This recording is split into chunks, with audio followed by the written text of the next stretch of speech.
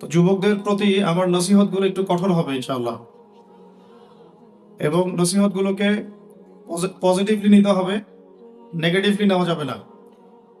কারণ এই উম্মতের ভবিষ্যৎ নির্ভর করছে আমাদের উপরে, এই যুব সমাজের উপরে জাতির ভবিষ্যৎ নির্ভর করছে। এই যুবকদেরকে যদি আমরা আল্লাহর পথে ফেরাতে না পারি এবং নবী সাল্লাল্লাহু আলাইহি ওয়াসাল্লামকে চেনাতে না পারি এবং তার সুন্নতের উপর প্রতিষ্ঠিত করতে না পারি, এই জাতির অধঃপতন কেউ ঠেকাতে পারবে না। যা শুরু হয়েছে বিগত 50 বছর থেকে, তারও প্রায় 50 বছর আগ থেকে পুরো বিশ্বের পরিস্থিতিটা পরিবর্তন হয়ে গেছে, অথচ আমরা এখনো নাকে তেল দিয়ে ঘুমাচ্ছি। এই বিশ্বের অবস্থা বিগত 100 বছরে পরিবর্তন হয়ে গেছে, কিন্তু এখনো আমরা নাকে তেল দিয়ে ঘুমাই। এই অবস্থা থেকে উম্মতকে উদ্ধার করে সামনের বিশ্বটাকে নেতৃত্ব দেওয়ার জন্য এই যুবক ভাইদেরকেই এগিয়ে আসতে হবে। আল্লাহ পাক যেন তৌফিক দান করেন। একটা সময় ছিল যখন এই পৃথিবীতে ফেসবুক, ইউটিউব ছিল না, তখনই আমরা বিশ্ব শাসন করেছি। এখন হাজারটা প্রচার মাধ্যম আমাদের কাছে আছে, বিশ্বে এখন আমরা মাইর খাই। তো এই অবস্থা থেকে উম্মতকে বের করতে হবে কিনা, এই জন্যে যে কথাগুলো বলা হবে এটা উপলব্ধি করতে হবে, সে অনুযায়ী আমল করতে হবে। আল্লাহ পাক তৌফিক দান করেন। প্রথম কথা, আমি আজকে যুবকদেরকে কয়েকটা সাবজেক্টের কথা বলবো, ভালো করে মনোযোগ দিয়ে শোনেন। এই সাবজেক্টগুলোতে জ্ঞান অর্জন না করতে পারলে এইসব ফ্যান্টাসি দেখায় কোনো লাভ নাই, ঠিক আছে? কথাগুলো আমি প্রথমে বলেছি যে কোনো কথা নেগেটিভলি নেওয়া যাবে না, মনে করতে হবে বড় ভাই উপদেশ দিচ্ছে, ঠিক আছে? 1 নাম্বার, যদি চাই আমরা যে আমরা নিজেরাও দুনিয়াতে সফল হই, পরকালে জান্নাতে যাই, আর আমরা এই উম্মতের ওমর আর হামজার মতো হতে পারি, এই ইচ্ছা যদি থাকে, তাহলে এই বিষয়গুলোতে ইলম অর্জন করার কোনো বিকল্প নাই। প্রথম কথা, কি অর্জন করতে হবে? ইলম অর্জন করতে হবে। ইলম অর্জন ছাড়া কোনো কিছু করতে পারবেন না আপনি। ইলম অর্জন ছাড়া আপনি কিছুই করতে পারবেন না। এখন একটা জাহেল মানুষকে, মনে করেন একজন জাহেল মানুষকে যদি মুসলিম উম্মার নেতৃত্ব দেওয়া হয়, সে কিছুই করতে পারবে না। একজন জাহেল মানুষকে শিক্ষামন্ত্রী বানালে ও শিক্ষাটাকে ধ্বংস করে রেখে দিবে। একজন অজ্ঞকে অর্থনীতিবিদ বানালে সে অর্থনীতির মধ্যে সুদ ঢুকাই দিবে। সর্বাগ্রে দরকার ইলম অর্জন। কিসের ইলম অর্জন করব? এই যে আমার হাতে একটা সিরাতের কিতাব আছে, আমাদের সবার পরিচিত একজন মুহাদ্দিক আলেম মুফতি মুহাম্মদ শফি রাহিমাহুল্লাহ, নাম তো শুনেছেন নিশ্চয়ই, ওলামায়ে কেরাম অবশ্যই জানেন, আপনারা হয়তো অনেকে জানেন না। তার একটা অনুবদ্ধ কিতাব আছে সিরাতে খাতামুল আম্বিয়া। সিরাতে খাতামুল আম্বিয়া, বেশি না, এটা পৃষ্ঠা সংখ্যা মনে হয় 140টা। 100 কতক্ষণ লাগতে পারে 140টা পৃষ্ঠা পড়তে? যতক্ষণ আপনি রাতের বেলা আপনার গার্লফ্রেন্ডের সাথে কথা বলেন ততক্ষণ লাগতে পারে। কতক্ষণ লাগতে পারে? যতক্ষণ আমরা রাতের বেলা জেগে জেগে গার্লফ্রেন্ডের সাথে কথা বলি ততক্ষণ লাগতে পারে। 1 রাত, 2 রাত, 3 রাত, একদিনে 10 পৃষ্ঠা পড়া সম্ভব? তাও এটা 2 সপ্তাহে শেষ করা যায়। এখন আপনি যদি জিজ্ঞাসা করেন এই বইটাই কতজন পড়েছে, দেখবেন বেশিরভাগই হাত উঠাবে না। বাস্তবতা অনেক খারাপ, আবেগ অনেক বেশি। সারা বাংলা চষে বেরিয়ে আমরা যা বুঝতে পারছি, বাস্তবতা অনেক খারাপ, আবেগ অনেক বেশি। হাত উঠাতে বলেন, আল কোরআনের জন্য কারা কারা জীবন দিতে চান, সবাই হাত উঠাবে। হাত নামান, আমি জানি আপনারা হাত উঠাবেন সবাই, কিন্তু এখন আপনি বলেন আল কোরআন সহি শুদ্ধভাবে পড়তে পারেন কয়জন? কয়জনের কলেজে আছে? স্টেজে আসেন, আমি ধরবো কিন্তু। স্টেজে আসেন, তেলাওয়াত শোনান, এখানে দাঁড়িয়ে তেলাওয়াত শোনান। বেশি না, সূরা ফাতিহাটা শোনান, সূরা ফাতিহাটুকুই শোনান। কতজন বুক ফুলিয়ে আসতে পারবেন যে আমার সূরা ফাতিহা সহি আছে? এই হচ্ছে অবস্থা।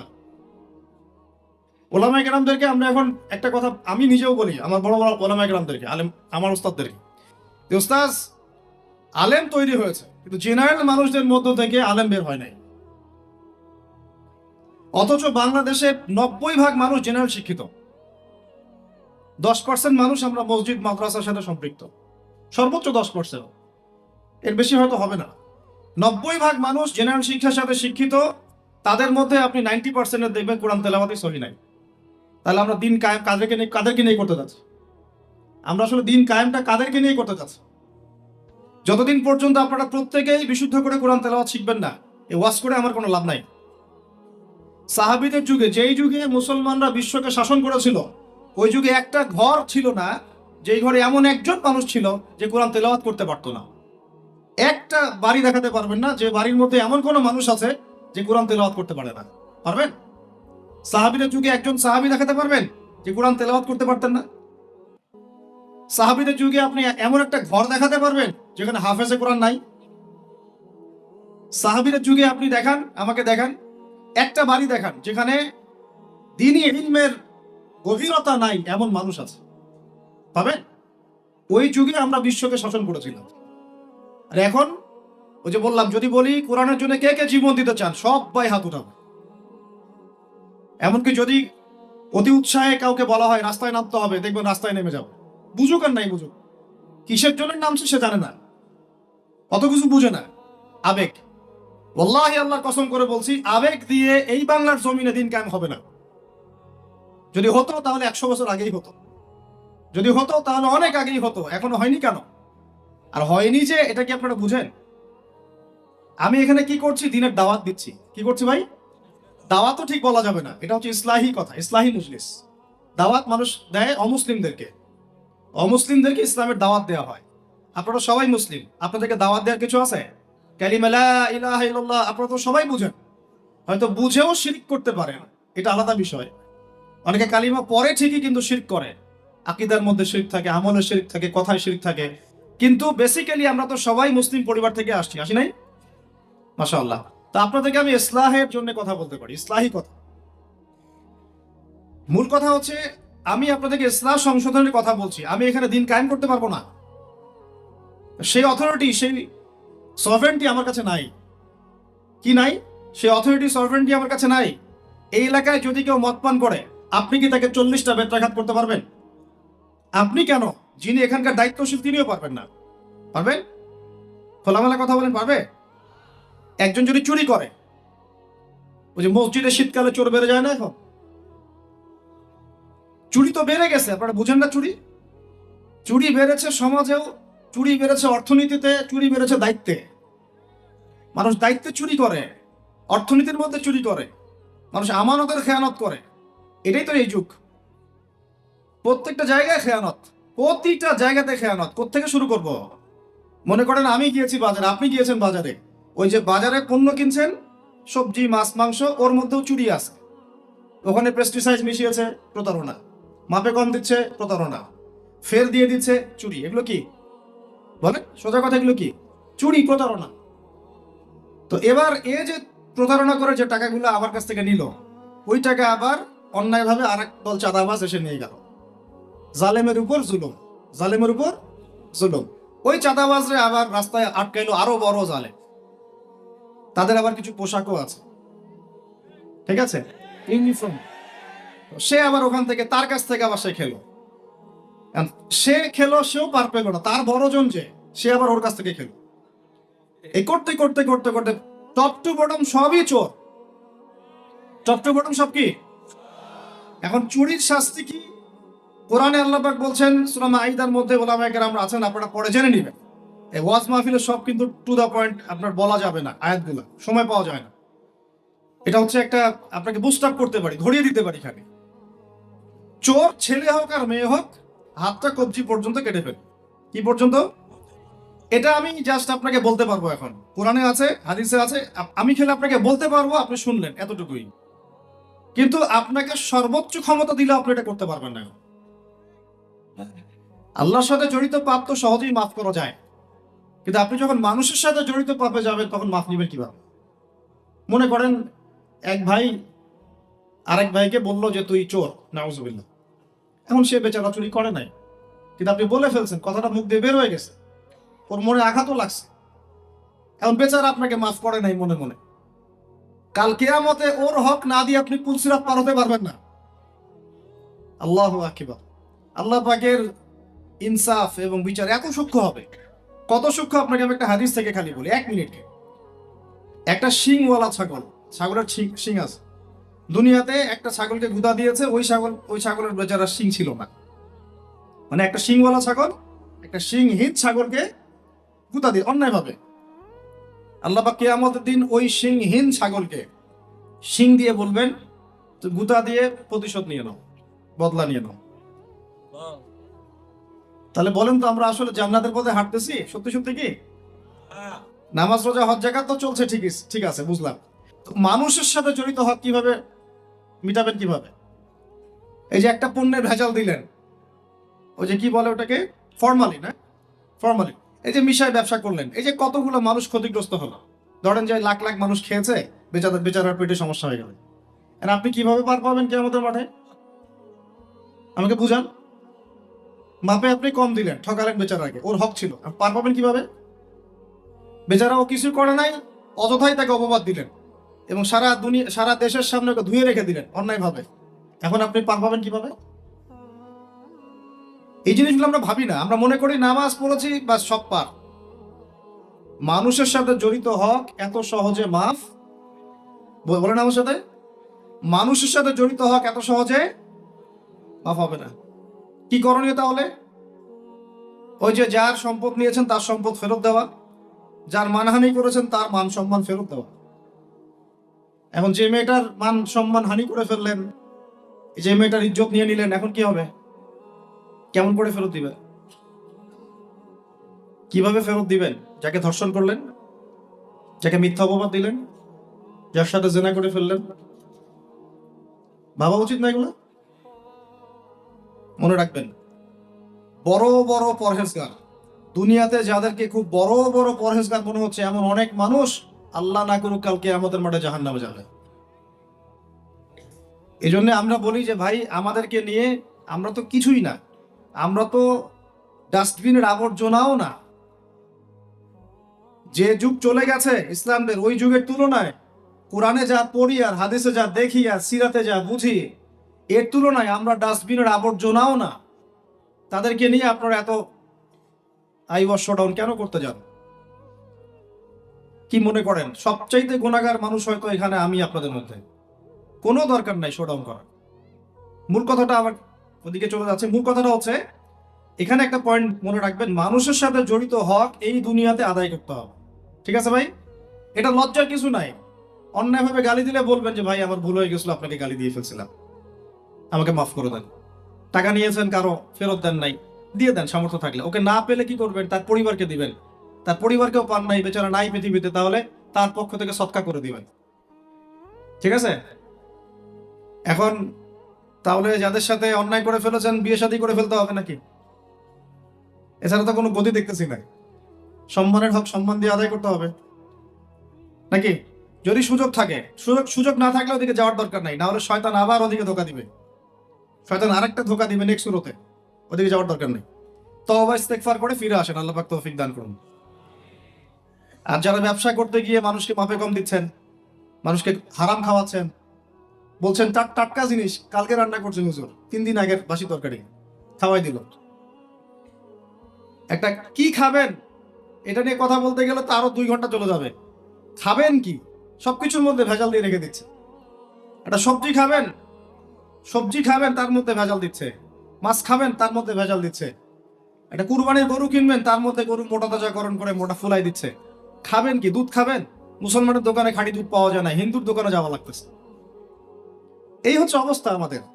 দিন কায়েমের কথা আমরা যে বলি না, আমাদের তো নিজের ভিতরেই দিন কায়েম হয় নাই এখন। আমাদের নিজের আত্মার ভিতরে এখনো দিন কায়েম হয় নাই। সত্যি কথা এটাই। যাদের মধ্যে হয়েছে কোটি কয়েক মানুষ, তাদের সংখ্যা নিতান্তই নগণ্য, নিতান্তই কম। আল্লাহওয়ালা মানুষ যারা বাংলার মাটিতে আনাচে কানাচে আছেন, তাদের সংখ্যা নিতান্তই কম।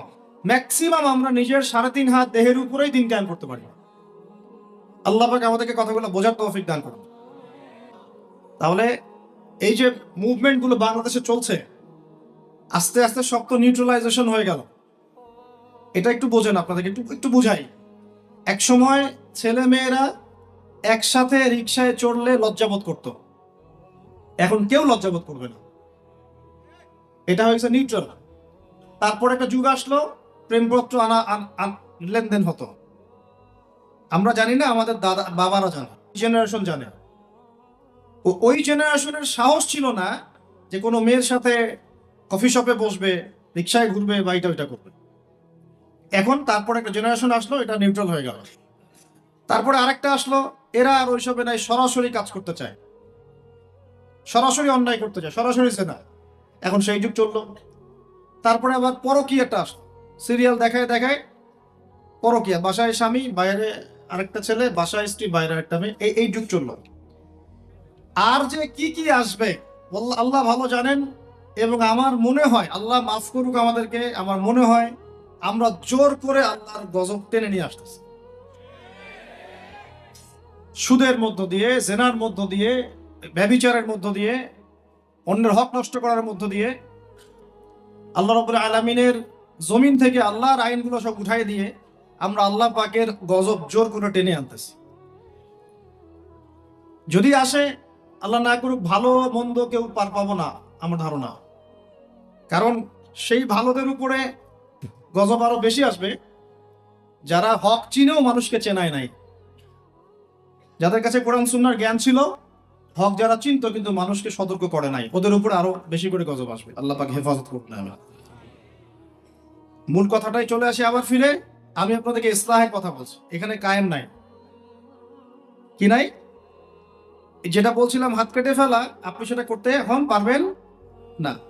যদি কেউ ব্যভিচার করে, বিবাহিত মানুষ, শাস্তি কি অনেকে জানেই নাই। রজম করতে হয়। কি করতে হয়? মাটিতে অর্ধেক কোমর পর্যন্ত পুঁতে ফেলে পাথর নিক্ষেপ করে হত্যা করবে, এবং একদল মানুষ তা দেখবে। একদল মানুষ যে দেখবে, শাস্তি অবলোকন করা, এটা ইসলাম কোরআনে নতুন করে নাজিল করে নাই। প্রাচীন গ্রিক দর্শনগুলো পড়ে দেখবেন, ওই অ্যারিস্টটলদের যুগ যেটা ছিল, ওই যুগেও শাস্তি সামাজিকভাবে দেওয়া হতো, সবাইকে দেখিয়ে দেওয়া হতো। এতে একটা ভালো ইম্প্যাক্ট পড়ে। কেমন ইম্প্যাক্ট পড়ে? যদি চোরের হাতটা কাটে না, সবাই দেখে 10 জন, ওই 10 জন জীবনে কাজ করতে যাবে না। আল্লাহ পাক সেই বিধানটা রেখে দিয়েছে। আর প্রাচীন গ্রিকের যে দর্শন, এটা বিকৃত, কিন্তু ওই সভ্যতার মধ্যেও তো আল্লাহর নবী এসেছিলেন, আসেন নাই? এমন কোন সভ্যতা নাই যার মধ্যে আল্লাহ পাক নবী পাঠান নাই। তাহলে এই হিন্দু ভাইরা নিঃসন্দেহে তাদের কাছেও কোনো না কোনো নবী আসছিল, তাদের শিক্ষা থেকে তারা হয়তো বের হয়ে গেছে। খ্রিস্টানরা, তাদের কাছে নবী আসে নাই? এসেছে। চাইনিজ সভ্যতায়, ওখানেও হয়তো কোনো নবী এসেছে। আল্লাহ পাক বলেছেন ওয়ালিকুল্লি কওমিন হাদ, প্রত্যেকটা কওমের মধ্যে আমি নবী পাঠিয়েছি, প্রত্যেক কওমে। তার মানে এই সভ্যতা যতদিন থেকে ঘুরছে পৃথিবী, আদম আলাইহিস সালামের পর থেকে, কোন প্রত্যেকটা স্থানে, কালে, পাত্রে আল্লাহ রাব্বুল আলামিন নবী পাঠিয়েছে। তাদের মধ্যে কেউ ছিলেন নবী, কেউ ছিলেন রাসূল। এই তো, তার মানে সবার কিন্তু একটা মৌলিক শিক্ষায় মিল থাকবে। এই জন্য মানুষের ফিতরতগত একটা মৌলিক শিক্ষা ভিতর থেকে চলে আসে যে আল্লাহ ছাড়া কোনো ইলাহ নাই। এটা কিন্তু সবাই বিশ্বাস করে একজন উপরওয়ালা আছে। দেখবেন সবাই বিশ্বাস করে, সব ধর্মের লোকই বলে উপরওয়ালা একজন আছে। আপনি তার ক্ষতি করলে বলবে যে উপরওয়ালা দেখবে, আল্লাহ না বললেও বলবে কি উপরওয়ালা দেখবে। তো মূল কথাটা হচ্ছে যে এই যে শাস্তি দেওয়ার বিধান, এটা আল্লাহ পাক নতুন করে এখানে নাজিল করেন না। প্রকাশ্য শাস্তির বিধানটা আগেও ছিল এই বিশ্বের মধ্যে, প্রাচীন গ্রিক রোমান সভ্যতার মধ্যে এটা ছিল। এখন যদি 100 জন মানুষ দেখে যে অমুক এক মেয়ের সাথে এই ছেলে, বিবাহিত ব্যক্তি, রেপ করা বা পরকীয়া সম্পর্ক করার কারণে এই শাস্তি দেওয়া হয়েছে, বাকিরা এই পাপে উৎসাহ পাবে না পাপ ছেড়ে দিবে? এটা বোঝার জন্য কি খুব বেশি কমন সেন্সের দরকার আছে? এই বিধান যদি সবাই দেখে, তাহলে কি পাপ বাড়বে, হত্যাকাণ্ড বাড়বে না কমবে? এখন আমাকে বলেন তো, বর্তমান প্রচলিত যে বিষয়গুলো চলছে পুরো বিশ্বে, আমি বাংলাদেশ নিয়ে কথা বলি না খুব একটা, কারণ আমাদের চিন্তা বিশ্ব নিয়ে। কি নিয়ে? আল্লাহ পাকের, আমার এটা কি ভৈরব না? আল্লাহ পাকের ভৈরবের কোনো পরোয়া নাই তো, আল্লাহ পাকের ঢাকার কোনো পরোয়া নাই, আল্লাহ পাকের বাংলাদেশের কোনো পরোয়া নাই, আল্লাহ পাকের পাকিস্তানের কোনো পরোয়া নাই। আল্লাহ রাব্বুল আলামিনের কোনো দেশের মানুষের উপর আল্লাহ পাকের কোনো পরোয়া নাই। আল্লাহ সুবহানাহু ওয়া তাআলা চাইলে ইসলাম ইয়েমেনে কায়েম করতে পারেন, সিরিয়াতে করতে পারেন, অস্ট্রেলিয়ায় করতে পারেন, ওই আমেরিকায় করতে পারেন, রাশিয়াতেও করতে পারেন। কার হাতে ক্ষমতা? আল্লাহ পাকের কোনো পরোয়া নেই আমাদের। আমরা যদি আমাদের কাজ ঠিকঠাক মতো করি, আমরা সফল হব। যদি না করি আমাদের লস, আল্লাহ রাব্বুল আলামিনের লস বলতে কিছু নাই। আছে? আল্লাহ পাকের কিচ্ছু যায় আসে না, আমরা জাস্ট একটা সুযোগ পেয়েছি মাত্র। আমরা যদি সুযোগ নষ্ট করি এটা আমাদের ব্যর্থতা, আল্লাহ পাকের কোনো কিছু যায় আসে না। আপনি সেজদা করেন বা না করেন। একজন আলেম আমাকে বলেছিলেন, ওনার কাছে দার্স নিচ্ছিলাম, তিনি বলছিলেন যে এই যে রাস্তার মধ্যে আমরা যখন হাঁটি একটা পোকা পড়ে আছে, ধরেন একটা ফল পড়ে আছে, ফলের মধ্যে পোকা ধরে গেছে, বাজার করতে গিয়েছেন একটা ফল দেখছেন ওর মধ্যে পোকা পড়ে গেছে। এমনকি আমরা ওয়াশরুমে যাই, ওয়াশরুম যদি মাইক্রোস্কোপ দিয়ে দেখেন ব্যাকটেরিয়া আছে না নাই, আছে না? ওরা পর্যন্ত আল্লাহর তাসবিহ পাঠ করে, সুবহানাল্লাহ। তো আল্লাহ পাক তো আমার নামাজের মুখাপেক্ষী না, আল্লাহ পাক তো আপনার নামাজের মুখাপেক্ষী না। আপনি পড়ছেন না, আপনি হতভাগা। এই আসমান জমিনের সবাই আল্লাহর তাসবিহ পাঠ করছে। আমার আল্লাহ এত বড়, আমাদের আল্লাহ এত বড়, এত মহান, পুরো মহাবিশ্বের সমস্ত সৃষ্টি আল্লাহর তাসবিহ পাঠ করছে। আমরা না করলে কি যায় আসে? আমরা তাসবিহ তাহলিল না করলে, কোরআন তেলাওয়াত না করলে, সালাত না পড়লে, তাহাজ্জুদ গোজন না হলে, হালাল না খাইলে আল্লাহ পাকে কিছু যায় আসে না। যায় আসে? এটাই যদি ফিল করেন তাহলে ইনশাআল্লাহ আপনি মাথাটা নত করে আল্লাহর কাছে ফিরে আসবেন। সেই অনুভূতিটা জাগ্রত করার চেষ্টা করছেন। আরেকটা অনুভূতি নিবেন বাসায় গিয়ে। এবার এগুলো আমরা ভাবি, এভাবে ভাবার চেষ্টা করি। এই যে আমরা এখানে বসে আছি, ধরেন 5,000 মানুষ, কথার কথা, মনে করেন আমরা কেউই দুনিয়াতে নাই। এই দুনিয়ার ঘূর্ণন থেমে যাবে কি না? থেমে যাবে? এই দুনিয়া ঘুরবে না ঘুরবে না? রাত দিন আসবে না আসবে না? আমাদের পরিবার থাকবে না থাকবে না? মাঝখান থেকে আমরা আমাদের সময়টা এবং সুযোগটা নষ্ট করলাম। অতএব এত চিন্তা বাদ দেন। চাকরির কি হবে, ব্যবসার কি হবে, আমার মা বোনের কি হবে, আমার পরিবারের কি হবে, আমার এইটার কি সেটার কি, সব চিন্তা বাদ দেন আপনি। এখন আগে চিন্তা করেন যে আমরা দুনিয়াতে কিভাবে আল্লাহর দিন পালন করব, কিভাবে পরকালে নাজাত পাবো। আগে নিজের চিন্তা করে। আমরা তো মানুষের চিন্তা করে করে লাইফ নষ্ট করে ফেলে দিলাম। এখন আপনারা শিক্ষা নিচ্ছেন না দিনে। কেন শিক্ষা নিচ্ছেন না? কারণ আপনারা চিন্তা করেন যে একটা সার্টিফিকেট দরকার, চাকরি পাইতে হবে। এই ফ্লোতে যেতে যেতে আপনার 20 বছর 25 বছর চলে যাবে, পরে আফসোস করবেন। ওই সার্টিফিকেট আপনি কার জন্য চান? নিজের জন্য, একটা ভালো মেয়েকে বিয়ে করতে চান, হালাল খাইতে চান, এই তো আপনার সন্তানদের ভবিষ্যৎ চান। এটাই তো আমাদের গোল, নাকি? আল্লাহ পাক এগুলো করতে নিষেধ করেন নাই, কিন্তু দিনের শিক্ষা এবং আমল বাদ দিয়ে নয়। আমরা এখন এই দুনিয়ার পিছনে ছুটতে ছুটতে আল্লাহকে ভুলে যাই, রাসূলকে ভুলে যাই, নামাজকে ভুলে যাই, কোরআনকে ভুলে যাই। এটাই সবচেয়ে সমস্যা আমাদের, এইটাই সবচেয়ে বড় সমস্যা। যে যুব সমাজ সালাত আদায় করছে না, এরা আল্লাহর জন্য জিহাদ করবে? কশ্চিন কালেও না। যে যুব সমাজ কোরআন তেলাওয়াতই করতে জানে না, আবেগে খালি বলতে পারে যে হ্যাঁ কোরআনের জন্য জান দিতে প্রস্তুত, কিন্তু পারবে না এটা করতে। যে যুব সমাজ হারাম সম্পর্ক থেকে বের হতে পারছেন না, কিভাবে চিন্তা করলেন যে আপনি বাইতুল মুকাদ্দাস জয় করবেন? যে যুব সমাজ সুদ ছাড়তে পারতেছে না, পাবজি ফ্রি ফায়ার ছাড়তে পারতেছে না, ফ্রি মিক্সিং অ্যাভেলেবল, এই যুব সমাজ বাইতুল মুকাদ্দাস জয় করবে না। কোন যুব সমাজ করবে আমি পরে আসতেছি ওইদিকে। আগে বোঝেন এই সিচুয়েশনে এইভাবে হবে না ভাই। আর একটা চিন্তা আমরা বাদ দিব, কোন রকম পাস করার চিন্তাটা বাদ দিব। আমাদের সবার একটা চিন্তা হয়ে থাকে, কি চিন্তা? কোন রকম পার পাইলেই পার।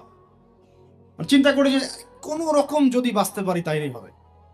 সাহাবায়ে কেরাম এইভাবে চিন্তা করতেন না, তাবেঈন ইসলাম এইভাবে চিন্তা করতেন না, তাবেঈন, 4 ইমাম, আমাদের খোলাফায়ে রাশিদিন, এই আইম্মাতুল মুজতাহিদ, তারা এইভাবে চিন্তা করতেন না। তারা চিন্তা করতেন আমি মানে নর্মাল মুসলিম হব না, আমি এক্সট্রা অর্ডিনারি মুসলিম হব।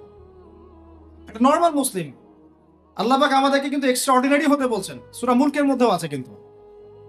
তাবারাকাল্লাযী বিয়াদিহিল মুলক ওয়া হুয়া আলা কুল্লি শাইইন কাদির আল্লাযী খালাকাল মাউতা ওয়াল হায়াতা লিয়াবলুয়াকুম আইয়ুকুম আহসানু আমালা। এই যে কথাটা বলা আছে, আল্লাহ পাক জীবন মৃত্যু সৃষ্টি করেছেন, আল্লাহ পাক দেখতে চান, লিয়াবলুয়াকুম তোমাদেরকে পরীক্ষা করতে চান, আইয়ুকুম তোমাদের মধ্যে কে, আহসানু আমালা আমলে আহসান কে, সবচেয়ে ভালো কে। আল্লাহ পাক দেখতে চান না যে গরু খাওয়া মুসলিম কে, কে জুমায় জুমায় নামাজ পড়তে যায়, ঠিক আছে, কে খালি ঈদের নামাজ পড়তে যায়, কে খালি নামাজ পড়ে আবার সুদও খায়, যে এবার জাকাতও দেয় এদিকে দুর্নীতিও করে, ওমরা হজ করে আবার এদিকে মানুষের হক নষ্ট করে। এইটা আল্লাহ দেখতে চান না। আল্লাহ পাক দেখতে চান আমলের শ্রেষ্ঠকে। মানে ক্লাসে ফার্স্ট কে হয়। এই উম্মতের দায়িত্ব বাংলার জমিনে 8-10 জন 20 জন আলেম, 10 জন দায়ী, 10 জন মাদ্রাসা শিক্ষক তাদের উপরে নয়। দিনের যদি দিনকে মহব্বত করেন, ভালোবাসেন, দিনের বিজয় চান, প্রত্যেকের দায়িত্ব আছে, প্রত্যেকের দায়িত্ব আছে। আপনারও তো দায়িত্ব আছে। আপনাকে আল্লাহ মাল সম্পদ দিয়েছেন, ওইটা দিয়ে আপনি দিনের জন্য কি করলেন আল্লাহ দেখতে চান। আল্লাহ পাক আপনাকে জ্ঞান দিলেন, প্রজ্ঞা দিলেন, আপনি ওইটা দিয়ে দিনের জন্য কি করলেন আল্লাহ পাক দেখবেন তো। আল্লাহ পাক আপনাকে লিখার ক্ষমতা দিয়েছেন, কতটুকু লিখলেন আল্লাহ পাক দেখবেন। আল্লাহ পাক বলার ক্ষমতা দিয়েছেন আপনাকে, আপনি ভালো বলতে পারেন, কতটুকু হক বললেন আল্লাহ পাক দেখবেন। আল্লাহ পাক আপনাকে সামাজিক, অর্থনৈতিক, রাজনৈতিক ক্ষমতা দিলেন, আল্লাহ দেখতে চান আপনি এটা দিয়ে দিনের জন্য কি করেন। অন্যথায় আল্লাহ পাক এটা কেড়ে নিতে সময় লাগবে না, এক মুহূর্তে আল্লাহ পাক কেড়ে নিতে পারেন। পৃথিবীতে নমরুদের নামও কেউ স্মরণ করে না, এখন ফেরাউনের নামও কেউ স্মরণ করে না। স্মরণ করলেও নেগেটিভলি স্মরণ করে, অভিশাপের সাথে স্মরণ করে, তাই না? প্রশংসার সাথে স্মরণ করে। কত শত সম্প্রদায় আল্লাহ পাক বলেছেন ওয়ালাকাদ আহলাকনা ক্বাবলাহুম মিনাল কুরুন, কত সম্প্রদায় আমি ধ্বংস করে দিয়েছি তোমাদের আগে। কত সম্প্রদায় ছিল, লক্ষ লক্ষ কোটি কোটি সম্প্রদায়কে আমি ধ্বংস করে দিয়েছি তোমাদের আগে। নাই, তাদের শব্দও কি তোমরা শুনতে পাও? শব্দও শুনতে পাও না। তারা চিৎকার করছে বারজাখের জগতে আযাব থেকে বাঁচার জন্য, আমরা শুনতেও পাই না। তারা বলছে রব্বানা আবসারনা ওয়া সামি'না ফারজি'না না'মাল সালিহান ইন্না মুকিনুন। তারা এই কথা বলছে এখন, রব্বানা, হে আমাদের রব, আবসারনা, আমরা দেখেছি, মানে পরকাল আমরা দেখা হয়ে গেছে, আমরা দেখেছি। কোন চোখ দিয়ে? 2 চোখ দিয়ে দেখেছি আমরা। ওয়া সামি'না, শুনলাম, মানে যা আপনি বলেছেন আমরা শুনেছি, এখন শুনেছি, দেখেছি। ফারজি'না, আমাদেরকে একটু কাইন্ডলি ফিরায় দেন দুনিয়াতে। না'মাল সালিহান, ওই যে বলছি আমল সালেহ করে আবার ফিরে আসবো। ইন্না মুকিনুন, আমাদের ইয়াকিন হয়ে গেছে। কে বলছে এরা? যত কম পৃথিবীতে ধ্বংস হয়েছে আল্লাহর আযাবে, গজবে, আল্লাহ বিরোধিতায়, তারাই কথা বলছে। তাহলে কিসের বড়াই? বড়াইয়ের অহংকারের জায়গা আছে? মানুষের অহংকার শোভা পায়? মানুষের মতো ক্ষুদ্র তুচ্ছ সৃষ্টির অহংকার শোভা পায়? 2 দিন পাতলা পায়খানা দিলে বাস শেষ মানুষ, একটা ডেঙ্গু জ্বর দিলেই শেষ। এই যে ঢাকার শহর বস্তুবাদী হয়ে যাচ্ছেন দিন দিন, এক ঝাঁকুনিতে 50 লাখ মানুষ মরতে পারে, এক ঝাঁকুনিতে, খালি 5, 6, 7 মাত্রার মানুষকে আল্লাহ পাক ছোট্ট একটা ক্যান্সারের ভাইরাস দিয়ে শেষ করে ফেলতে পারেন, সামান্য একটা মহামারীর বাতাস দিয়ে লাখ লাখ মানুষকে মারতে পারেন। মানুষের অহংকার শোভা পায়? কোন মানুষ নামাজ পড়ে না চিন্তা করেছেন? যে মানুষের হৃদস্পন্দন, শ্বাস আল্লাহ নিয়ন্ত্রণ করছেন, একটু শ্বাসকষ্ট হলেই হাসপাস উড়ে যায়। বড় একজন আলেম তেলাওয়াত করছেন, কোরআন তেলাওয়াত, নামাজে আমরা পিছনে নামাজ পড়ছি, শ্বাসকষ্টের কারণে তেলাওয়াতের পুরো আয়াতটা তেলাওয়াত করতে পারেন না, থেমে থেমে তেলাওয়াত করতে হয়। তখন আমার মনের মধ্যে চিন্তা আসলো, সুবহানাল্লাহ, এত বড় আলেম, আল্লাহ পাক তাকে এভাবে শ্বাসকষ্ট দিয়ে পরীক্ষা করছেন, অথচ আল্লাহ পাক আমাকে এখান থেকে মুক্ত রাখছেন, আমি তো তার মতো তেলাওয়াতও করি না। কত মানুষ পঙ্গু হয়ে পড়ে আছে, ওই অবস্থায় আল্লাহর ইবাদত করতেছে। কত মানুষের চোখ নাই, হাফেজে কোরআন হয়ে বসে আছে, মুফতি হয়ে বসে আছে, আছে না? তাই নেয়ামতের কথা স্মরণ করেন, আল্লাহ পাকের নেয়ামত গুলো স্মরণ করেন, বোঝার চেষ্টা করেন।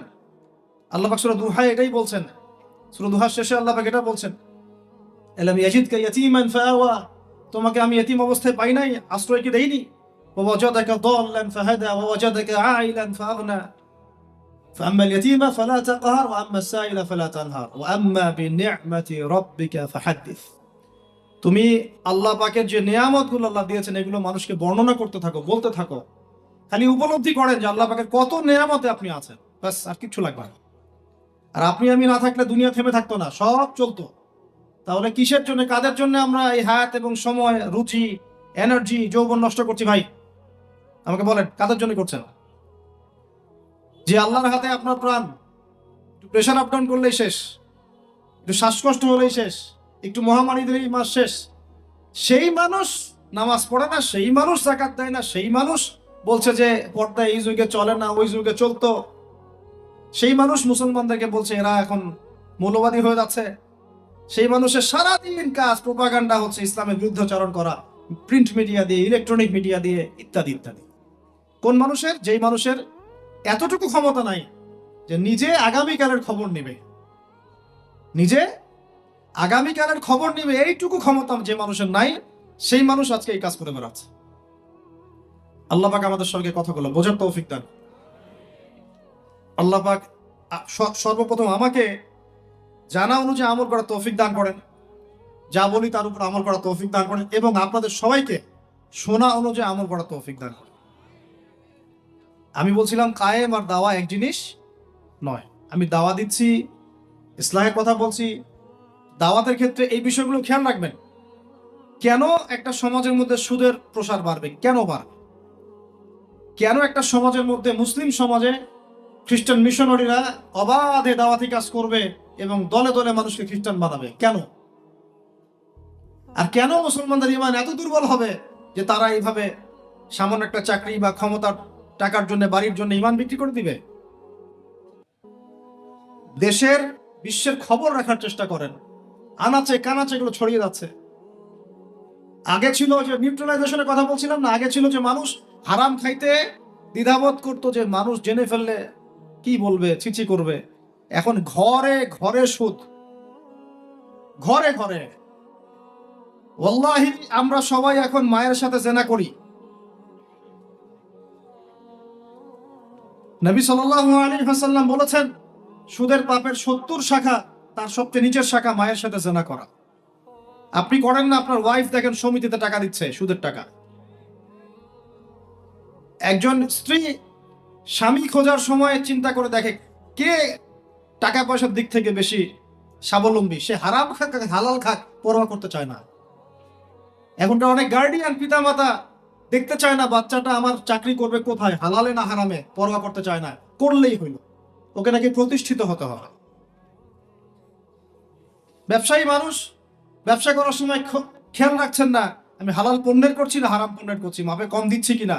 সিন্ডিকেট যে আমি করছি, এই যে 1 লক্ষ 2 লক্ষ 3 লক্ষ ডিম রিজার্ভ করে রেখে দিলাম, প্রত্যেকটার দাম 1 টাকা করে বেড়ে গেল, 3 লক্ষ ডিমের মধ্যে 3 লাখ টাকা এক্সট্রা লাভ করলো, পুরো রিজিকটাই হারাম। রিজিকটা কি? মানুষ এগুলো ভাবেও না এখন, যে রিজিকও একটা ব্যাপার, যে আমার হালাল রিজিক ছাড়া ইবাদত কবুল হবে না, দোয়াও কবুল হবে না। বরং হারাম রিজিক নিয়ে সে বছর বছর হজ উমরা করতেছে। আর আবু বকর সিদ্দিক রাদিয়াল্লাহু আনহুর সামনে খাবার আসলো, তিনি তাড়াহুড়ার মধ্যে ছিলেন, খাবারটা খেয়ে ফেললেন। এরপর মনে হলো যে খাবারটা খেলাম, জিজ্ঞাসা করা দরকার ছিল খাবারটা কোত্থেকে আসলো। ভৃত্যকে ডেকে বলছেন খাবার কোত্থেকে নিয়ে আসলো। সেই ভৃত্য বলছে যে আমি জাহেলি যুগে গণকের কাজ করতাম। কিসের কাজ? ও যে হাত দেখে টাকা নেয়, টিয়া পাখি দিয়ে ভাগ্য পরীক্ষা করে, আংটি টাংটি বিক্রি করে, আছে না? ওখানে গেলেই শিরক, গেলেই কি লা ইলাহা ইল্লাল্লাহ কেটে গেল, আবার আপনাকে মুসলমান হতে হবে। এত সহজ না। আল্লাহ পাক তার নবীকে ওয়াদা করেছেন, একদম ওয়াদা, হে মুহাম্মদ সাল্লাল্লাহু আলাইহি ওয়াসাল্লাম, তোমার উম্মতের যে কোনো ব্যক্তি আসমান জমিন সমান পাপ নিয়েও যদি আমার সামনে দাঁড়ায়, 7 আকাশের সমান পাপ, জমিনের সমান পাপ আমার সামনে দাঁড়িয়েছে কিয়ামতের মাঠে, তো বেচারার আমল নামায় কোনো শিরকের পাপ নাই। কিসের পাপ নাই? আমি আল্লাহ তার সামনে আসমান জমিন সমান ক্ষমা নিয়ে হাজির হব। ওইটা কেটে গেল কোথায়? খালি গিয়ে বললেন যে দেখেন তো আমার হাতটা একটু দেখে দেন তো, কয়টা মেয়ে আছে আমার লাইফে, কয়টা বিয়ে হবে। ও আবার এই পাশে দাগগুলো দেখে, দেখে বলে যে 2টা। ঠিক আছে, কিন্তু সারা জীবনে আপনি 2টা বিয়ে করতে পারলেন না। করার দরকার নাই, করার দরকার নাই, একটা নিয়ে থাকেন। কেন দরকার নাই? সবাই সবকিছু করতে পারবে না, সবাই সবকিছু করতে পারবে না। বিধান সবার জন্য প্রযোজ্য হয় না। যার ক্ষমতা, যার সামর্থ্য আছে, যে ব্যালেন্স করতে পারে, তার ব্যাপারটা ডিফারেন্ট। সবাই সবকিছু পারবে তো শিরক কেটে গেল এভাবে। এরকম অনেক কাজ আছে। আপনি বলছেন যে মায়ের কসম, কিসের কসম? শিরক হয়ে গেল। কসম কার নামে করতে হবে? বলতে হবে আল্লাহর কসম। কসম যদি করতেই হয় কার নামে করতে হবে? আল্লাহর নামে। বললাম যে ভাই কেমন আছেন, তা আপনি বলছেন যে আপনার দোয়াতেই ভালো আছে, আপনার দোয়াতেই ভালো আছে। আগে কি বলতে হবে? আলহামদুলিল্লাহ, আল্লাহর রহমতে, অতঃপর আপনাদের দোয়ায় ভালো আছে। কথা বলাও শিখতে হবে। বললেন যে আগামীকাল আমি এটা করবই, আগামীকাল আমি এটা করবই, গ্যারান্টি দিতে পারবেন? পারবেন না। বলে ফেললেন যে এই সময়গুলো এখন ভালো না, সময়টা ভালো না, এটা যুগকে আপনি গালি দিলেন, এটাও নিষেধ, এটাও নিষেধ। অনেকে অনেক সময় শিরকি নামও পর্যন্ত রাখে। একজনের নাম শুনেছিলাম শাহিন শাহ, কি নাম? আচ্ছা, এরকম নামে কেউ আছেন নাকি? আচ্ছা, বাদ দেন। এর অর্থ হচ্ছে রাজাধিরাজ, রাজার সবচেয়ে বড় রাজা, মানে সবচেয়ে বড় রাজা। কে সবচেয়ে বড় বাচ্চা? সূক্ষ্ম সূক্ষ্ম অনেক শিরক আছে, বড় বড় শিরক আপনারা চিনে নিন। এদিকে বলছে ইহদিনাস সিরাতাল মুস্তাকিম, সরি, ইয়াকা না'বুদু ওয়া ইয়াকা নাস্তাঈন, হে আল্লাহ শুধু আপনারই ইবাদত করি, আপনার কাছেই সাহায্য চাই। বের হয়েই কবরে গিয়ে সিজদা করবা, ওখানে মৃত মানুষের কাছে সাহায্য চাচ্ছে। সিজদা কার জন্য? সিজদা কি আল্লাহ ছাড়া অন্য কাউকে করা যাবে? সাহাবীরা কি আল্লাহর নবীকে সিজদা করেছিলেন? তাহলে আপনারা কত বড় মানুষ হয়ে গেছি? আমরা কি তাদের চেয়ে বড় হয়ে গেছি? নাউজুবিল্লাহ। এভাবে মানুষ শিরক করছে। তারপরে জবাই কুরবানি কার জন্য করতে হয়? তো মানুষ তো অনেক সময় দেখা যায় যে জীবিত মানুষ মৃত মানুষের জন্য কুরবানি করছে। এখন গ্রামে গ্রামে ছড়িয়ে পড়তেছে কবিরাজি, তান্ত্রিক, কবিরাজ, বান মারা, টোনা, এগুলা। যে করবে সেও মুশরিক, যে ওখানে গিয়ে ধন্না দেয় সেও মুশরিক। হ্যাঁ, যে করবে সে তো মুশরিক হয়ে গেছেই। আর যে গিয়ে ধন্না দিচ্ছে যে আপনি আমাকে এগুলা থেকে বাঁচান, এবং সে জিনের সাহায্য নিয়ে বিভিন্ন ভাবে এই কাজগুলো করে দিচ্ছে, সমস্যা, ঈমান কেটে গেল। কি করতে পারবেন? কোরআন এবং হাদিস থেকে চিকিৎসা করতে পারবেন, কোরআন সুন্নাহ থেকে চিকিৎসা করতে পারবেন। এগুলো বলা ঠিক না, বা পাবলিকলি বলা হয়তো উচিত না। এগুলো আমাদের বিরুদ্ধেও করে মানুষ। হ্যাঁ, আমাদের বিরুদ্ধেও মানুষ এগুলো করে, আর মনে করে আমরা এগুলো বুঝবো না, বা আমাদের এইসব দোয়া কালাম জানা নাই, বা আল্লাহ পাক আমাদেরকে হেফাজত করবেন না, এমনটা মনে করে। আরে সমস্ত কাফেরকে যদি এক পাল্লা রাখা হয়, আল্লাহ পাকের সূরা ফাতিহাকে এক পাল্লা রাখা হয়, তুমি পারবা নাকি? অযথা এসব পরিশ্রম করো কেন?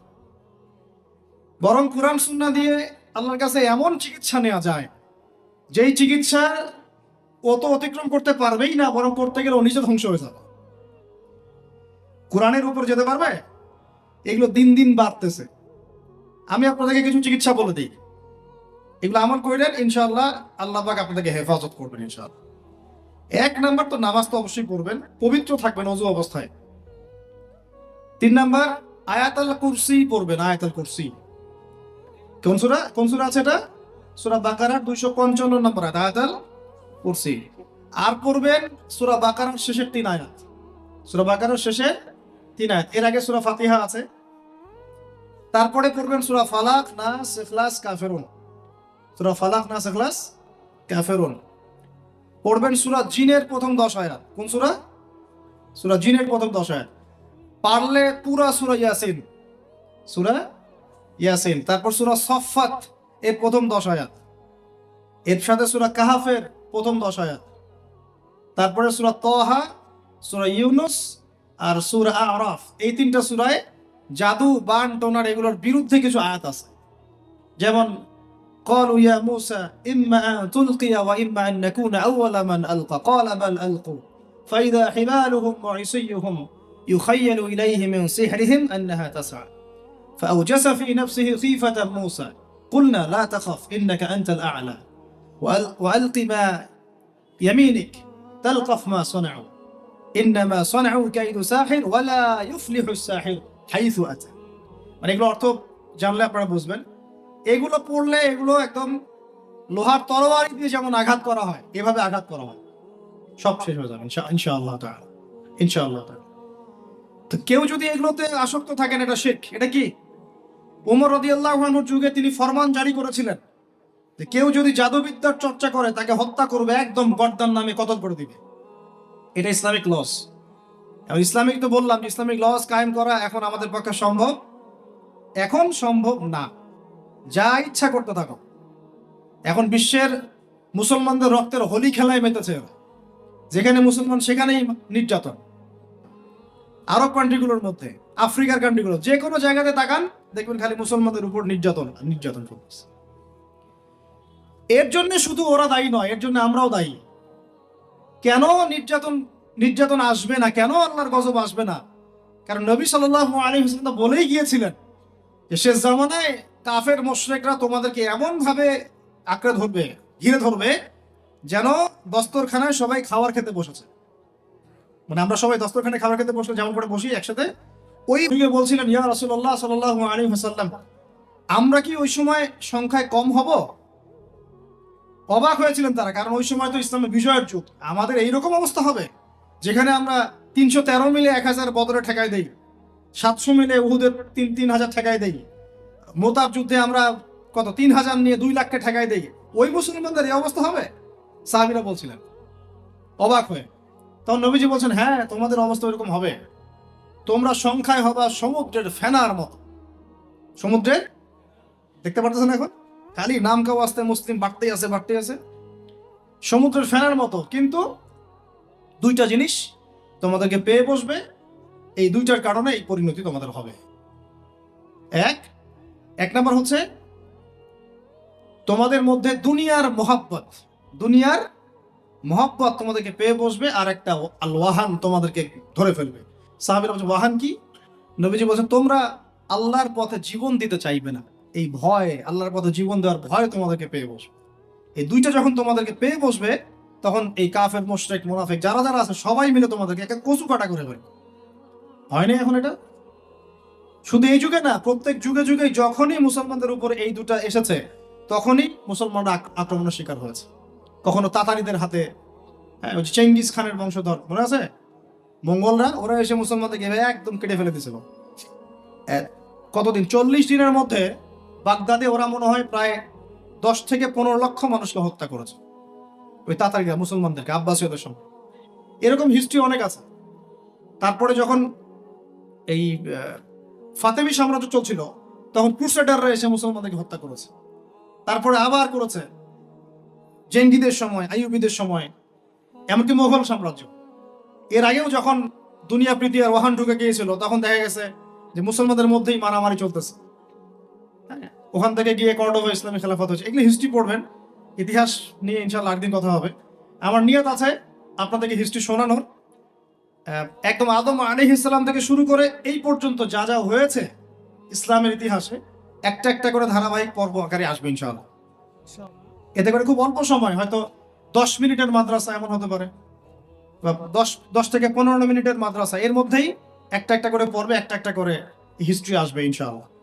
যদিও খুব টাফ এই কাজটা করা, এবং এটার জন্য অনেক ইনভেস্টমেন্টের দরকার, আল্লাহ পাক যেন সহজ করে দেন। আমি তো মূল কথাটা ভাই বলছি যে যখন আমরা এভাবে দুনিয়া প্রেমে ঢুকে গিয়েছি এবং আল্লাহর পথ থেকে সরে আসছি, মার খেতে হয়েছে।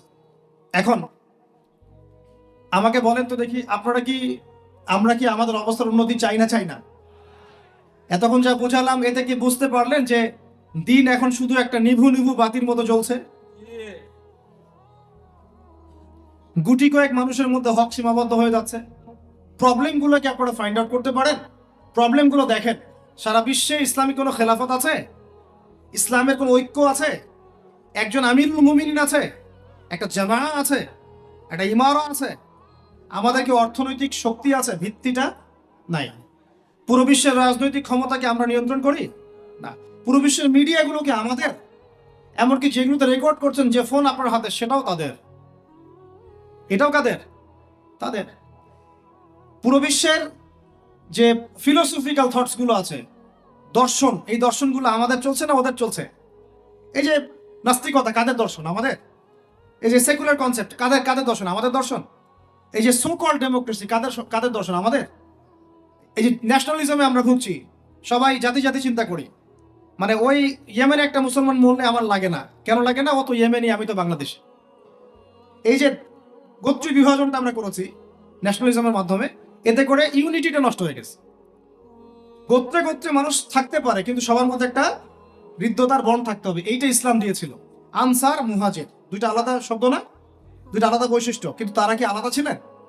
একদম নিজের মায়ের পেটের ভাইয়ের চেয়ে বেশি, তাই না? এটা ইসলাম। আর আমরা যদি বলি আনসার এক গ্রুপ, মুহাজির আরেক গ্রুপ, আনসারকে মারলে আমার কি, আমি তো মুহাজির, মুহাজিরকে মারলে আমার কি, আমি তো আনসার, এই কনসেপ্টটা হচ্ছে একটা ন্যাশনালিজম কনসেপ্ট চলছে। ও দিয়ে দিল ফরাসি বিপ্লবের পর থেকে, 1789 সালের পর থেকে এগুলো আসছে ওয়ার্ল্ডে। 1789 থেকে শুরু করে 1914 পর্যন্ত এই সময়টাতে তারা বিশ্বটা দখল করেছে। কত সময়? 1789 থেকে 1914, এই যে সময়টুকু, এর মধ্যেই তারা বিশ্বটাকে দখল করেছে। আবার নতুন করে কোন কোন জায়গা দখল করেছে? প্রথমে পলিটিক্স, প্রথম জায়গাটা কি? পলিটিক্স। তারপরে সামরিক শক্তি, ওদের মানে এক্সট্রাঅর্ডিনারি সামরিক শক্তি তারা বিশ্বকে দেখিয়েছে। আপনি যত কথা বলেন, একদম পারমাণবিক বোম রেখে দিব তাক করে, আর বেটা তুই কথা বলতে পারবি না, এরকম একটা অবস্থা। বিশ্বাস করেন ব্যাপারটা এরকম। পুরো জাতি নিয়ে আপনি একটা ঐক্যবদ্ধ শক্তি করতে চান, একটা মিসাইল, পারমাণবিক মিসাইল এরকম রেখে দিবে, এই বাড়াবাড়ি করো না বেশি, একদম দিব লঞ্চ করে, বাস আপনি চুপ, একদম চুপ। কারণ ওইটা প্রতিহত করার তো আমার কাছে ওই নাই, ক্ষেপণাস্ত্র প্রতিরক্ষা সিস্টেম তো নাই। এখন আমি যদি বলি, আমার কথা কি মন খারাপ করবেন? আমি যদি বলি যে বিগত 50 বছরে আমাদের দেশ স্বাধীন হয়েছে কবে বলেন? 71, এখন কত? 23, কত বছর বলেন? আমরা কি একটাও ক্ষেপণাস্ত্র তৈরি করতে পারলাম না? এই বিশ্বে এই ধরনের প্রযুক্তি ছাড়া কেউ টিকে থাকতে পারে? এটা কি ঢাল তলোয়ারের যুগ, যে ওরা এগুলো বানাবে আর আমরা ঢাল তলোয়ার নিয়ে বসে থাকবো? কি করলাম আমরা বলেন? আপনারা তো রাগ করেন কথা বললে, রাগ না করে একটু ভালো করে মন দিয়ে শোনেন না, মন দিয়ে চিন্তা করেন না, কি করলাম আমরা এতদিনে? আমাদের 50টা ক্ষেপণাস্ত্র থাকার কথা ছিল, আমাদের 50টা পারমাণবিক অস্ত্র থাকার কথা ছিল। কিসের ভিত্তিতে আমরা লড়াই করব? কিসের ভিত্তিতে আমরা লড়াই করব? মিয়ানমার যদি আমাদেরকে কালকে চাপ দেওয়া শুরু করে, আমরা কিসের ভিত্তিতে লড়াই করব? কি নিয়ে লড়াই করব? এমনকি পুরো মুসলিম বিশ্বের বড় বড় পরাশক্তিগুলোর সাথে আমাদের সম্পর্ক কতটুকু ভালো? আমরা বিগত 50 বছরে কি করতে পারি না, ব্যর্থতার ইতিহাস রচনা করা যাবে। কি বলতেছেন আপনি? কি বলতে চান? এটা রচনা করা যাবে একটা ইতিহাস। পদে পদে দুর্নীতি করেছে, পদে পদে টাকা আত্মসাৎ হয়েছে, পদে পদে হক নষ্ট করা হয়েছে। এগুলো সব আমাদের সম্পদ ছিল, জনগণের ছিল। আমি কোনো পলিটিক্যাল পার্টি করি না, কখনো করিও নাই, আমার করারও কোনো শখ নাই। কিন্তু একজন জনগণ হিসেবে, সাধারণ জনগণ হিসেবে এই কথাগুলো বলছি। প্রত্যেক পদে পদে দুর্নীতি, টাকা আত্মসাৎ, সিস্টেম লস। কেন? একটা ছেলে যোগ্যতা আছে, চাকরি পাবে না কেন? ওই ছেলের যোগ্যতা আছে, কেন চাকরি পাবে না? আপনি আল্লাহর কাছে কি জবাব দিবেন? আপনারা বলেন, আপনারা আল্লাহর কাছে কি জবাব দিবেন? ওর যোগ্যতা আছে, কেন সে পেল না? কেন একটা গভর্নমেন্ট প্রতিষ্ঠানের মধ্যে পদে পদে আমাকে ফাইল ট্রান্সফার করতে হবে, সবাইকে টাকা খাওয়াতে হবে কেন? আমার তো যোগ্যতা আছে, আমি তো হকের উপর আছি। বিসিএস তো কোচিং আমিও করেছি, আমি তো ক্যাডার হতে পারতাম, আমি কেন হতে পারলাম না? কেন চান্স দিলেন না? কেন বড় বড় পরীক্ষার প্রশ্ন ফাঁস হয়ে যাবে? কেন একজন ডক্টর যাকে আমরা আমাদের ট্যাক্সের টাকা দিয়ে আমাদের ভাইরা বেতন দিচ্ছে, ও কেন দেরি করে হসপিটালে আসবে? কেন আসবে? কে ব্যবস্থা নিবে এগুলোর এগেইনস্টে? আমরা ব্যবস্থা নিতে পারবো? আপনাকেই তো নিতে হবে। ওমর ইবনুল খাত্তাবের মতো শাসক কে হবে? আপনাকে হতে হবে, আমরা তো হব না। আর আমাদের সেই যোগ্যতাও নাই, ইচ্ছাও নাই। আমরা দায়িত্ব নিতে চাই না, দায়িত্ব ছেড়ে দিতে চাই। ইসলাম কি বলে? দায়িত্ব নিতে বলে না ইসলাম। ইসলাম বলে যে যোগ্যকে দায়িত্ব দিয়ে দাও। কোন সাহাবী দায়িত্ব নিজেকে চেয়ে নেন নাই কখনো, বলেছেন আমাকে দেওয়ার দরকার নেই, তাকে দিয়ে দাও। আবু বকর সিদ্দিকের পর ওমর ইবনুল খাত্তাব পর্যন্ত বলছিলেন আমাকে দিয়েন না, প্রয়োজন আলীকে দেন, উসমানকে দেন। ওমরের মতো মানুষ এই কথা বলছেন। আর আমরা এখন কি করি ভাই? আমার চরিত্র সবচেয়ে ভালো, আমারে দেন, আমারে। খালি কিয়ামতটা হয়ে যাক, আল্লাহ পাক দাঁড় করাবেন সবগুলোকে সিরিয়ালে, দেখা যাবে কে কি জবাব দিতে পারে, দায়িত্ব কতটুকু বুঝাই দিতে পারে, এটা দেখা যাবে। কেন এটা হবে? আমার কথা রাগ করেন না প্লিজ। এখন আমাদের 50টা পারমাণবিক অস্ত্র থাকার কথা ছিল, অ্যাটলিস্ট না থাকুক 5টা তো থাকার কথা ছিল। আর ভাই এগুলো আমাদেরও তো অনেক দোষ, সব কিছু তো আমরা মানুষের উপর চাপাই দিয়ে বসে থাকি। আমরা যখন অ্যানালাইসিস করতে বসি সবাই মনে হয় যে বিজ্ঞ পণ্ডিত, কিন্তু আপনি তো দায়িত্ব নিয়ে সামনে আসছেন না, আপনি তো পড়াশোনা করে উপরে আসছেন না, আপনি তো জ্ঞান অর্জন করে মানুষকে বোঝানোর চেষ্টা করছেন না। আমরা তো আমাদের দায়িত্ব পালন করছি না, করছি কি? আল্লাহ পাক আমাদের সবাইকে বিচক্ষণ হওয়ার তৌফিক দান করেন। কয়টা সায়েন্টিস্ট তৈরি হয়েছে আমাদের, বলেন কয়টা সায়েন্টিস্ট তৈরি হয়েছে আমাদের জাতির মধ্যে? নাস্তিক তো ভরি ভরি তৈরি হচ্ছে। কয়টা সায়েন্টিস্ট তৈরি হয়েছে আমাদের ইউনিভার্সিটিগুলোর মধ্যে? কয়জন অর্থনীতিবিদ তৈরি হয়েছে ইউনিভার্সিটিগুলোর মধ্যে? আমিও তো পড়েছি ইউনিভার্সিটি। ছেলে মেয়ে একসাথে বসে গাল গল্প করে, চীনা বাদাম খায়, কোনো কোনো সময় স্যার আর মেয়ে, স্যার আর ছাত্রীর প্রেম হয়ে যায়। আমি বলছি না কিছুই হয় না, পড়াশোনা তো হয়, সিস্টেম তো অনেক সুন্দর, টাকা পয়সাও সরকারি অনেক খাচ্ছেন আপনারা। কিন্তু এখন কথা হচ্ছে গভর্নমেন্টের যে এত টাকা পয়সা খাচ্ছেন, রেজাল্টটা কি দিচ্ছেন? কি জাতি উপহার দিচ্ছেন আপনারা? কোন প্রজন্ম উপহার দিচ্ছেন? এগুলো কি গভর্নমেন্ট টাকা আপনারা কি মনে করেন? এই ট্যাক্সের টাকাকে কি মনে করেন? এগুলো মানুষের আমানত, রক্ত ঘাম করা পয়সা। আপনাকে বেতন দেওয়া হচ্ছে, আপনাকে ফ্ল্যাট দেওয়া হচ্ছে, আপনাকে গাড়ি দেওয়া হচ্ছে, ওগুলোর দিকে তো চোখ দেন না। আমরা একটু এক্স করোলা গাড়িতে চললেই একদম নজরদারির মধ্যে চলে আসি। গাড়ি কোথেকে আসলো? আমার গাড়ির দাম তো 6 লাখ টাকা না 7 লাখ টাকা, আপনার গাড়ির দাম তো 50 লাখ টাকা। আর এইগুলো আমাদেরকে মানুষ ভালোবেসে হাতিয়ে দিয়েছে। আপনাকে ভালোবেসে না দিলে আমি কি করতে পারি? আমার কিছু করার আছে? তো মূল জায়গাগুলো তো আমরা দেখি না। সব সমস্যা ইসলামকে নিয়ে চুলকানি নাকি? খালি ইসলামকে নিয়ে চুলকানি হয়? মূল জায়গায় আসেন। আমি বলেছি, চ্যালেঞ্জ করেছি, একটা মাঠের মধ্যে আপনি সমস্ত সেকুলার মহলের টিচারদেরকে একত্রিত করেন, আপনি উদ্যোগ নিয়ে করেন দেখি, করে সবার কোরআন তেলাওয়াত টেস্ট করেন। আমি চ্যালেঞ্জ করতেছি 10% কোরআন তেলাওয়াত ঠিক থাকবে না। তাদের হাতে আপনি একটা জাতি করতেছেন, তাহলে শিক্ষা তো এই অবস্থা হবেই। ব্যাংলাপ তো আপনাকে শিখাবে, আর কি শিখাবে? ইসলাম এবং জেনারেল শিক্ষা, ইসলামী শিক্ষা, এইটাকে সমন্বয় করাটা এখন সময়ের দাবি হয়ে গেছে। এই দুটোকে সমন্বয় না করতে পারলে আল্লাহর কসম এই জাতিকে বাঁচাতে পারবেন না আপনি। এখন টিকটক দেখতেছেন, সামনে কোন টক আসবে আল্লাহ ভালো জানে, আল্লাহ ভালো জানে। এখানে এখানে আপনার ঘরেও তো দেখবেন যে একটা অপদার্থ পয়দা হয়ে গেল। কত এরকম ছেলে তার বাবা মাকে বৃদ্ধাশ্রমে পাঠিয়ে দিল, সন্তানের হাতে মা খুন হলো।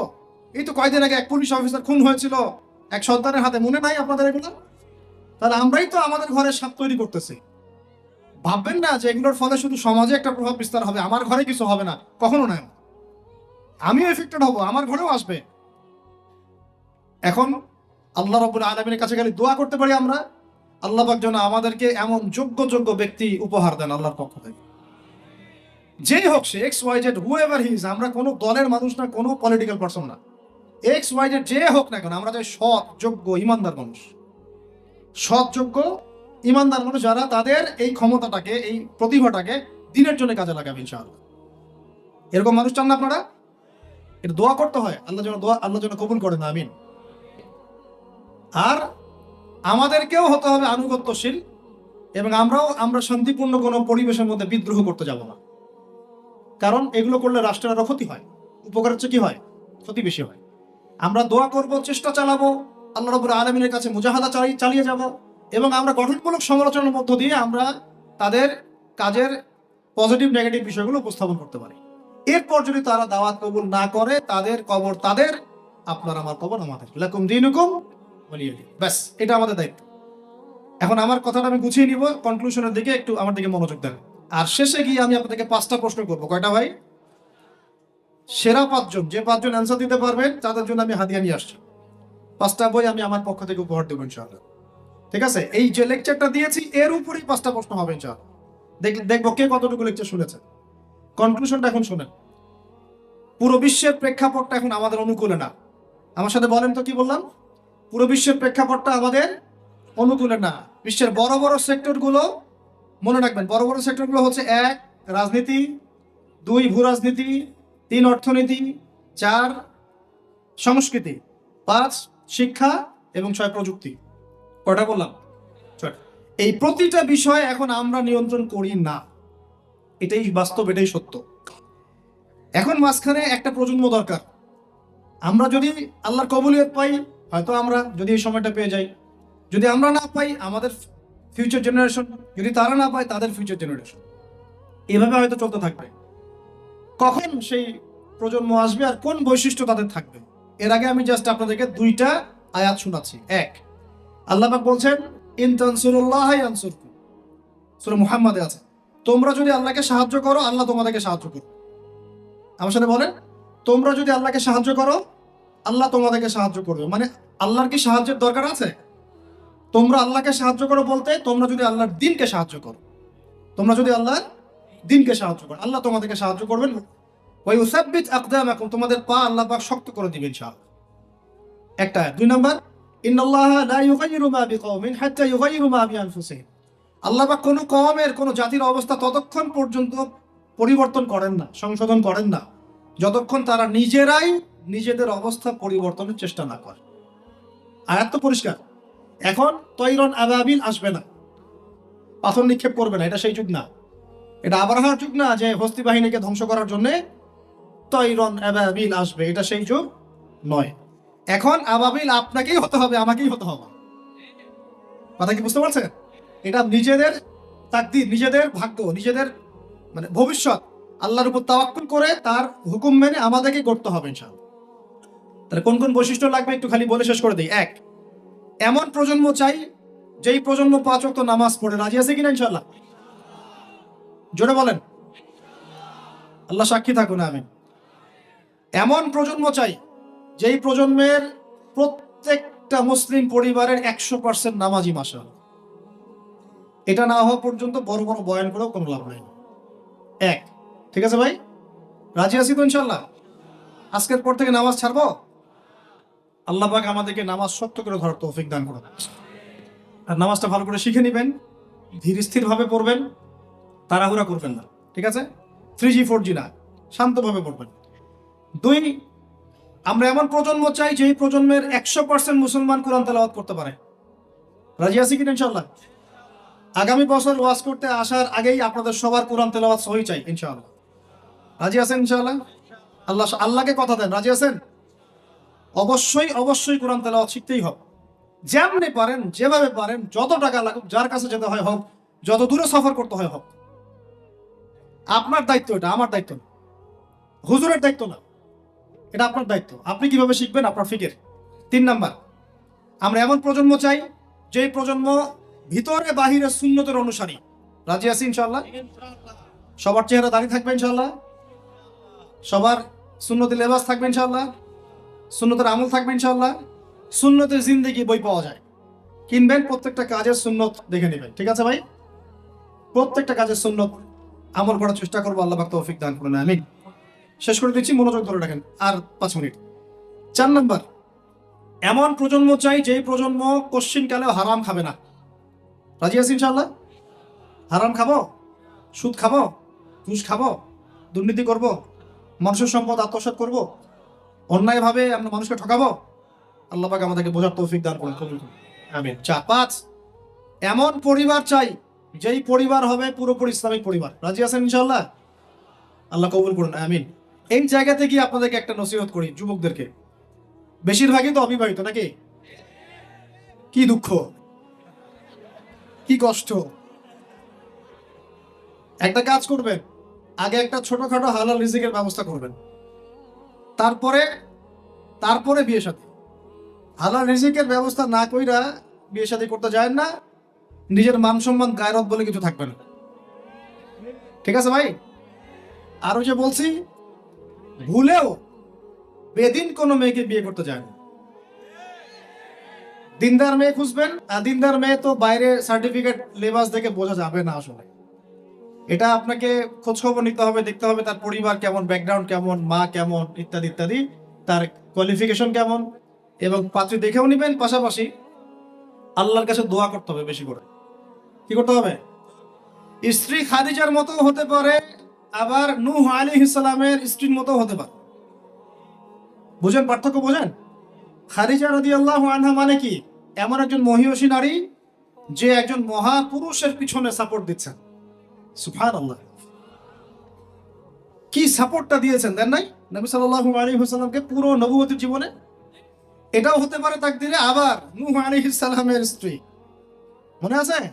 লূত আলাইহিস সালামের স্ত্রী, তারা দুজন নবী, তারা দুজন জান্নাতি, তাদের স্ত্রীরা হবে জাহান্নামী। বলেন নাউজুবিল্লাহ। তো এই জন্য তাকদীর কার হাতে? বাস আল্লাহর কাছেই বারবার ইস্তেখারা করে করে করে চেয়ে নিতে হবে, আল্লাহ আমাকে এমন একজন নেককার স্ত্রী দান করুন যিনি আমাকে আপনার পথে চলতে সাপোর্টিং হ্যান্ড হবে, আমাকে পিছন থেকে বুস্ট আপ করবে ইনশাআল্লাহ। আচ্ছা, ইনশাআল্লাহ ফ্যামিলি নিয়ে বিয়ে শাদী নিয়ে আরেকদিন ওয়াজ হবে ইনশাআল্লাহ। 5 কয়টা বলছি ভাই? 5টা না 6টা? 5টা। 6 নাম্বার, যে বাচ্চা কাচ্চা আছে আমাদের ভাই বোন, ছোট ছোট ছোট বাচ্চা কাচ্চা যেগুলো, এক একজনকে এক একজন মর্দে মুজাহিদ হিসেবে তৈরি করবে। জি ইনশাআল্লাহ। তাহলে ওদেরকে আমরা পড়াশোনা করাবো কি কি পড়াশোনা করাবো? হ্যাঁ, কি পড়াবেন? হামটি টামটি নাকি Jack and Jill went up the hill, twinkle twinkle, কি পড়াবেন? ওর কচি মাথাটাকে তো সময় নষ্ট করে ফেলতেছেন। 7 নাম্বার হচ্ছে আল্লাহ পাক আমাদেরকে প্রতিভা দিয়েছেন না সবাইকে, কেউ লিখতে পারে, কেউ বলতে পারে, কেউ ব্যবসা ভালো বোঝে, কেউ ইন্টারনেট সেকশন ভালো বোঝে, এরকম আছে না? আল্লাহ পাক আপনাকে যা দিয়েছেন ওইটাকেই দিনের জন্য কাজে লাগাবেন। রাজি আছেন? 8 নাম্বার, আমাদের প্রত্যেক পরিবারের মা বোনদেরকে খাস পর্দা রাখতে হবে। নাস্তিকরা কি বলে বলুক, সেকুলাররা কি বলে বলুক, ইউনিভার্সিটি টিচার কি বলে বলুক, নেকাব খুলতে বাধ্য করে কি করে করুক, আপনি আপনার পরিবারকে পর্দা রাখবেন। যদি ওদিকে দেখেন যে কোনোভাবেই কাজ হচ্ছে না, ওই জগৎ ছেড়ে দিয়ে বাসায় চলে আস, দরকার নেই, দরকার নেই পড়াশোনা। আমি আমার মেয়েকে মাদ্রাসায় পড়াবো, দরকার নেই আমার এই পড়াশোনা, ঠিক আছে? প্রয়োজনে নিজে প্রতিষ্ঠান করে আপনার সন্তানকে পড়াবেন। আপনার সামর্থ্য আছে, নিজে প্রতিষ্ঠান করেন, করে সন্তানকে পড়াশোনা করেন ইনশাআল্লাহ। আগে কি প্রতিষ্ঠান ছিল নাকি? যে যুগটা সোনালী যুগ, ওই যুগে কোনো শিক্ষা প্রতিষ্ঠানই ছিল না। মানুষ ওস্তাদের কাছে ম্যান টু ম্যান পড়তো। একজনের কাছে কোরআন, একজনের কাছে হাদিস, একজনের কাছে উসুল, একজনের কাছে আরবি, এভাবে পড়তো মানুষ। ওরা মানুষ হয় নাই? তো এখন পরিবেশ গড়ে তোলার ফিকির করব, যদি না পারি আমার সন্তানকে আমি ইসলামিক লাইনে পড়াবো ইনশাআল্লাহ। সামর্থ্য থাকলে নতুন নতুন প্রতিষ্ঠান গড়ে তুলবো ইনশাআল্লাহ। আল্লাহ পাক তৌফিক দান করুন। কয়টা বললাম? 8টা? 8টা না 9টা? 8টা। 9 নাম্বার, 9 নাম্বার হচ্ছে আমরা সবাই মিলে সৎ কাজে আদেশ করব, অসৎ কাজে নিষেধ করব। একজনের দায়িত্ব না। আচ্ছা, এই উম্মতের দায়িত্ব আমার উপরে? এই উম্মতের দায়িত্ব আব্দুল মালিক সাহেবের উপরে? এই উম্মতের দায়িত্ব কি আল্লামা তৌফিক ইসমাইলি সাহেবের উপরে? কার উপর দায়িত্ব বলেন তো? সবার দায়িত্ব আছে না?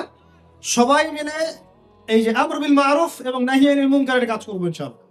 আল্লাহর রাস্তায় সময় দিবেন, দাওয়াতের মেহনত করবেন, তাবলীগের মেহনত করবেন ইনশাআল্লাহ। আল্লাহ কবুল করুন, আমিন। আর 10 নাম্বার হচ্ছে আমরা উম্মতের মধ্যে কোনো বিভক্তি সৃষ্টি করব না। উম্মতের মধ্যে কোনো বিভক্তি সৃষ্টি করব না। এমনিতেই 73 দলে নয়, 73,000 দলে আমরা বিভক্ত হয়ে গেছি। আর ভাই আল্লাহর রাস্তায় বাড়াইতে যায় না, ইস্যু পাগল হবেন না, মূল জায়গায় থাকবেন। উলামায়ে কেরামের সোহবতে থাকবেন, উলামায়ে কেরামের সাথে সম্পর্ক থাকবে, কমপক্ষে একজন ওস্তাদ আলেম শাইখকে ধরে থাকবেন, অন্তত একজন, অন্তত একজন। আর যদি অনেক থাকে তাহলে আলহামদুলিল্লাহ। উম্মার মধ্যে বিভক্তি সৃষ্টি করবেন না, ফাটল বাড়াবেন না, ঐক্যবদ্ধ করতে পারেন না পারেন, বিভক্তি উস্কে দিবেন না। বরং যার যার মধ্যে ভালো যতটুকু আছে নিয়ে নিবেন, খারাপটা আপনি ছেড়ে দিবেন। সবাই সব কাজ করবে না। আপনার আমার বড় বড় লেভেলের সমালোচনা করার যোগ্যতা হয়নি, আপনি চুপ থাকবেন। তারা তাদের মধ্যে কি করছে না করছে এটা আপনার দেখতে হবে না। সবাইকেই স্ট্যাটাস দিতে হবে না, সবাইকেই লিখতে হবে না, সবাইকেই বলতে হবে না। যারা বিজ্ঞ বরেণ্য এই বিষয়ে যাদের জ্ঞান আছে তারা বুঝবে উম্মার জন্য কিভাবে আগাতে হবে। আল্লাহ পাক আমাদের সবাইকে এইরকম জামা করে দিন, এরকম ইমারা দান করেন, আমিরুল মুমিনিন দান করেন। আল্লাহ পাক আমাদের সবার মধ্যে যে ভুল বোঝাবুঝি এগুলো দূর করে দেন। আমরা দোয়া করবো আল্লাহ পাক আমাদের প্রত্যেক রাজনৈতিক নেতা, প্রশাসনের ব্যক্তিবর্গ, অর্থনৈতিক নেতা, সাধারণ মানুষ, নারী, শিশু, আবাল বৃদ্ধ যারা আছে সবাইকে আল্লাহ পাক হেদায়েত দান করেন, সবাইকে আল্লাহ কবুল করেন, সবাইকে আল্লাহ পাক যেন ইসলাম বোঝার তৌফিক দান করেন, সবাই মিলে একটা ঐক্যবদ্ধ শক্তিশালী জাতি গঠনের তৌফিক দান করেন। তারপরে আল্লাহ পাক যেন আমাদের সবার মধ্যে দ্বীনি ইলম অর্জনের তামান্না দান করেন। সবাইকে আল্লাহ পাক কোরআন শেখার তৌফিক দান করেন, হাদিসের উপর আমল করার তৌফিক দান করেন, সুন্নতি জীবন গড়ার তৌফিক দান করেন।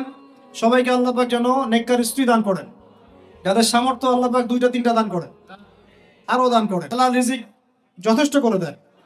আমাদের সন্তানদেরকে মানুষ করার তৌফিক দান করেন।